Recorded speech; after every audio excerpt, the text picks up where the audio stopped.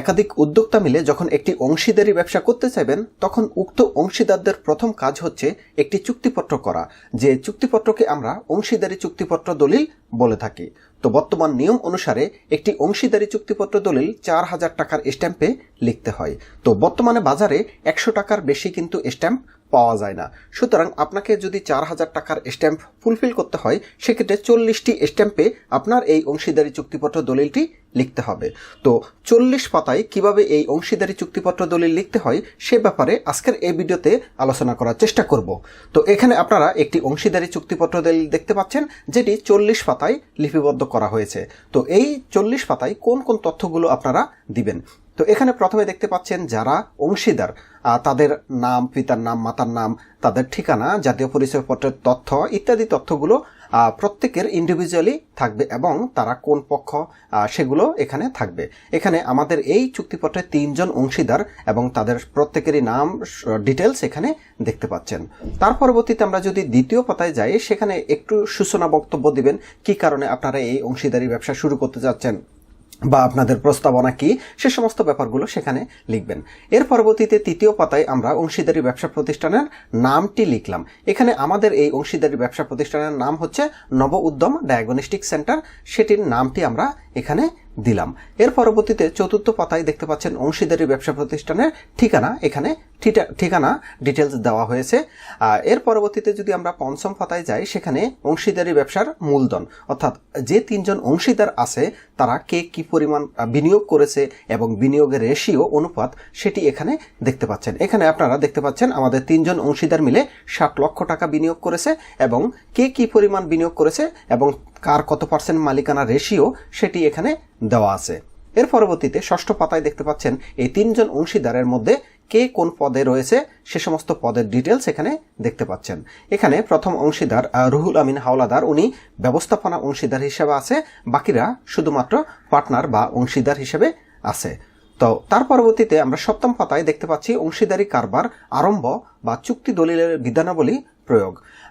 এই অত্র অংশীদারি প্রতিষ্ঠান নব উদ্যম ডায়াগনস্টিক সেন্টার অদ্য এত ইং তারিখে সূচনা লাভ করবে এবং অদ্য তারিখ হইতে ইহার বিধিবিধান সত্যবালী প্রয়োগ হয়েছে বলিয়া গণ্য হইবে। তো এটি আপনারা এভাবে লিখবেন। এর পরবর্তীতে অষ্টম পাতায় অত্র চুক্তির মেয়াদকাল, অত্র চুক্তির মেয়াদকাল এখানে দেখতে পাচ্ছেন অত্র অংশীদারি চুক্তিপত্র দলিল এত ইং তারিখে কার্যকর হইবে এবং তাহা পক্ষগণের সম্মতির ভিত্তিতে অবসায়ন না হওয়া পর্যন্ত কার্যকর থাকিবে। অর্থাৎ যেদিন এই 3 জন মিলে সিদ্ধান্ত নিবে যে আমরা এটি বন্ধ করব সেই দিন পর্যন্ত এই চুক্তিপত্রের মেয়াদ বৈধ থাকবে। আপনারা চাইলে নির্দিষ্ট মেয়াদ দিতে পারেন। এই চুক্তিপত্রের মাধ্যমে কি কি ব্যবসা করা হবে সে সমস্ত ব্যবসার নাম এখানে লেখা থাকবে, এগুলো আপনারা আপনাদের ব্যবসার উদ্দেশ্য অনুসারে লিখবেন। এর পরবর্তীতে 11 পাতায় দেখতে পাচ্ছেন অংশীদারি ব্যবসার হিসাব নিকাশ ব্যবস্থাপনা। এখানে দেখতে পাচ্ছেন প্রথম পক্ষ মোহাম্মদ রুহুল আমিন হাওলাদার অত্র নব উদ্যম ডায়াগনস্টিক সেন্টারে যাবতীয় হিসাব নিকাশ পরিচালনা করিবেন। এক্ষেত্রে রুহুল আমিন হাওলাদারের প্রতি মাসের হিসাব পরবর্তী মাসের 15 তারিখের মধ্যে গত মাসের হিসাব চূড়ান্ত প্রস্তুত করিবেন এবং অংশীদারের ব্যবসার হিসাব খাতায় তাহা লিপিবদ্ধ করিবেন। এই কার্যক্রম পরিচালনায় প্রথম পক্ষ রুহুল আমিন হাওলাদারের কোনো গাফিলতি পাওয়া গেলে বা ইচ্ছাকৃত কোনো জটিলতা করিলে তাহার জন্য চুক্তির অন্য পক্ষগণ রুহুল আমিন হাওলাদারের বিরুদ্ধে আইনানুগ ব্যবস্থা গ্রহণ করিতে পারিবেন। এইভাবে আপনারা আপনাদের বিষয়টি লিখবেন। তার পরবর্তীতে ব্যবসার প্রতিষ্ঠানের নামে ব্যাংক অ্যাকাউন্ট পরিচালনা, নব উদ্যম ডায়াগনস্টিক সেন্টারের নামে যে কোনো সরকারি বা বেসরকারি তফসিল ব্যাংকে এক বা একাধিক ব্যাংক হিসাব খোলা যাবে। উক্ত ব্যাংক হিসাব অত্র চুক্তির 2 জন পার্টনারের যৌথ স্বাক্ষরে অ্যাকাউন্ট পরিচালিত হইবে। এভাবে আপনারা এগুলো লিখবেন। এর পরবর্তীতে 13 পাতায় দেখতে পাচ্ছি উক্ত অংশীদারি ব্যবসার হিসাব নিরীক্ষা, কিভাবে হিসাব নিরীক্ষা করা হবে সেগুলো এখানে আপনারা লিখবেন। অংশীদারগণের মধ্যে দায় দেনা বা লাভ লস বন্টন, এখানে আপনারা দেখতে পাচ্ছেন যে আমাদের 3 জন পার্টনার কে কি পরিমাণ দায় অর্থাৎ লস হলে সেটি কিভাবে বন্টন নিবে সেটি এখানে পার্সেন্ট আকারে দেওয়া আছে। তারপরে অত্র ব্যবসার লাইসেন্স ব্যবস্থাপনা, এই প্রতিষ্ঠানে যে সমস্ত লাইসেন্সগুলো থাকবে সেগুলো কে ম্যানেজমেন্ট করবে, কার উপর সে সমস্ত দায়িত্ব সেগুলো এখানে দেওয়া আছে। এখানে যদি দেখেন প্রথম পক্ষ রুহুল আমিন হাওলাদার অত্র চুক্তিমূলে প্রতিষ্ঠিত নব উদ্যম ডায়াগনস্টিক সেন্টারের সিইও হিসেবে গণ্য হবে, দৈনন্দিন কার্যক্রম পরিচালনা ব্যবসার যাবতীয় লাইসেন্স মেনটেন্যান্স করিবে এবং অত্র অংশীদারি ব্যবসার প্রতিনিধিত্ব করিবে। এটি আপনারা এভাবে লিখবেন। এর পরবর্তীতে 16 পাতায় দেখতে পাচ্ছেন অট্ট ব্যবসার কর্মী ব্যবস্থাপনা, যারা স্টাফ থাকবে বা লেবার থাকবে তাদেরকে কিভাবে ম্যানেজমেন্ট করা হবে, কে ম্যানেজমেন্ট করবে, সেগুলো এখানে আপনারা দিবেন। অংশীদারগণের দায়িত্ব ও কর্তব্য, এখানে যারা 3 জন পার্টনার আছে তাদের কি কি দায়িত্ব থাকবে, কর্তব্য থাকবে, সেগুলো এখানে আপনারা দিবেন। আর এখানে ব্যবস্থাপনা অংশীদারের ক্ষমতা, আমাদের ইতিপূর্বে দেখেছেন যে ব্যবস্থাপনা অংশীদার রুহুল আমিন হাওলাদার সে কি কি পাওয়ার এক্সারসাইজ করতে পারবে এই প্রতিষ্ঠানে, তার পদের মেয়াদ কত বছরের জন্য হবে বা কি কি পাওয়ার সে ইউজ করতে পারবে, সেগুলো আপনারা দিতে পারেন। এখানে অন্যান্য পদেরও পাওয়ার কিন্তু ডিস্ট্রিবিউট করে দিতে পারেন। তারপরে আমরা দেখতে পাচ্ছি ভবিষ্যতে অট্ট অংশীদারি প্রতিষ্ঠানের সদস্য হওয়ার যোগ্যতা ও অযোগ্যতা। ভবিষ্যতে যদি এই অংশীদারি পার্টনারে কেউ যুক্ত হতে চায় সেক্ষেত্রে তার কি কি শর্ত ফুলফিল করে আসতে হবে, তার আর কোনো শর্ত যদি ব্রেক করে কোনো অংশীদার সেক্ষেত্রে কিভাবে সে যুক্ত হতে পারবে না, সে সমস্ত ব্যাপারগুলো এখানে দেওয়া আছে। প্রতিষ্ঠানের প্রতি অংশীদারগণের দায়িত্ব, এই প্রতিষ্ঠানের প্রতি বর্তমান যে 3 জন অংশীদার রয়েছে তাদের কি কি দায়িত্ব থাকবে সেগুলো এখানে ডিটেলস দেওয়া আছে, সেগুলো আপনারা পরে দেখবেন।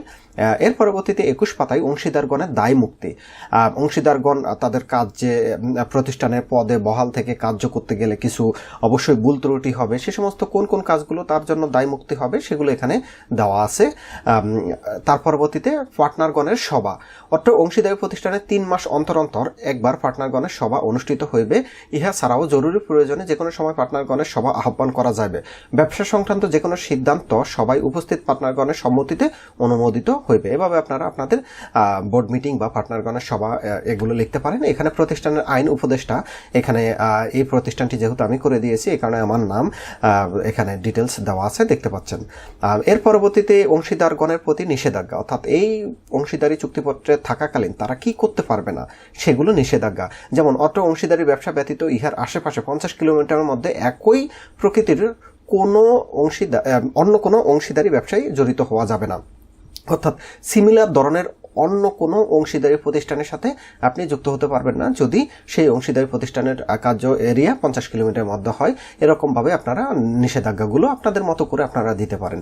অট্ট প্রতিষ্ঠান হইতে বিনিয়োগ প্রত্যাহার, কেউ যদি চলে যেতে চায় সেক্ষেত্রে সে কিভাবে চলে যাবে সেই ব্যাপারে এখানে দেওয়া আছে। অন্য অংশীদারি প্রতিষ্ঠানের সহিত প্রতিযোগিতায় অবতীর্ণ না হওয়া, অর্থাৎ অন্য যে অংশীদারি প্রতিষ্ঠান আছে তাদের সাথে আমরা প্রতিযোগিতা করব না, বা সেই ক্ষেত্রে কি কি প্রসিডিং সেটি এখানে দেওয়া আছে। আইনানুগ উত্তরাধিকার বা নমিনি সংক্রান্ত তথ্য, অর্থাৎ এখানে যে 3 জন পার্টনার তাদের মৃত্যুর পর কে না তাদের মনোনীত কেউ কি এই অংশীদারি পার্টনারের টেক ওভার করতে পারবে কিনা, বা মুসলিম বা ধর্মীয় আইন অনুসারে সেটি হবে কিনা, সে সমস্ত ব্যাপারে এখানে লেখা থাকবে। তার পরবর্তীতে 28 পাতায় দেখতে পাচ্ছেন নমিনির দায়বদ্ধতা। এখানে নমিনি থাকবে, অর্থাৎ যাকে মনোনীত করা হবে তার দায়িত্ব কি হবে সেটি এখানে আপনারা আপনাদের মতো করে ডিটেলস লিখে দিবেন। ব্যবসার প্রয়োজনে নতুন অংশীদার গ্রহণ, নতুন অংশীদার যখন গ্রহণ করা হবে সেক্ষেত্রে কি প্রসিডিংয়ে সেই নতুন অংশীদারকে গ্রহণ করা হবে সে সমস্ত প্রসিডিংগুলো এখানে লেখা থাকবে। কোনো অংশীদারকে বহিষ্কার করতে চাইলে সেক্ষেত্রে কোন প্রসিডিংয়ে সেই অংশীদারকে বহিষ্কার করা হবে। যেমন কোনো অংশীদার অট্ট চুক্তিপত্রের কোনো শর্ত ভঙ্গ করিলে তাহাকে অন্যান্য সকল অংশীদারগণের সম্মতিক্রমে তাহার প্রাপ্য প্রদানপূর্বক বহিষ্কার করা যাবে, এটি এখানে লেখা আছে। এরপরে 31 পাতায় 31 পাতায় ঋণ গ্রহণের ক্ষেত্রে নিয়ম, এই প্রতিষ্ঠান যদি ঋণ গ্রহণ করে সেক্ষেত্রে কোন প্রসিডিংয়ে সেই ঋণ গ্রহণ করবে সেটি এখানে লেখা আছে। ঋণ গ্রহণের ক্ষেত্রে বাধ্যবাধকতা, ঋণ গ্রহণের ক্ষেত্রে কোন ধরনের বাধ্যবাধকতা এই প্রতিষ্ঠানের জন্য প্রযোজ্য হবে সেটি আপনারা এখানে লিখবেন। তার পরবর্তীতে 36 পাতায় দেখতে পাচ্ছি অংশীদারি ব্যবসার আইনের প্রাধান্য। এক্ষেত্রে যে আমাদের চুক্তি আইন, অংশীদারি চুক্তিপত্র 1932 সালে যে আইনটি সেটিকে এখানে প্রাধান্য দেওয়া হয়েছে। অর্থাৎ অংশীদারি ম্যাটার নিয়ে যদি এই চুক্তির বাহিরে কোনো বিষয়বস্তু থাকে যেগুলো নিয়ে কনফ্লিক্ট অ্যারাইজ হয় সেক্ষেত্রে আমাদের চুক্তি আইনটি প্রাধান্য পাবে, সেটি এখানে বলা আছে। অর্থ অংশীদারি চুক্তির প্রাধান্য, এক্ষেত্রে অন্য কোনো বিষয় নিয়ে যদি কোনো কনফ্লিক্ট অ্যারাইজ হয় সেক্ষেত্রে কিন্তু এই চুক্তিতে যা বলা আছে সেটি প্রধান, সেটিকে প্রথমে গুরুত্ব দিতে হবে, তারপরে অংশীদারি চুক্তিপত্র চুক্তি আইন সেটি প্রাধান্য পাবে, তারপরে হচ্ছে আমাদের অন্যান্য আইনগুলো প্রাধান্য পাবে, সেটি এখানে বলা আছে।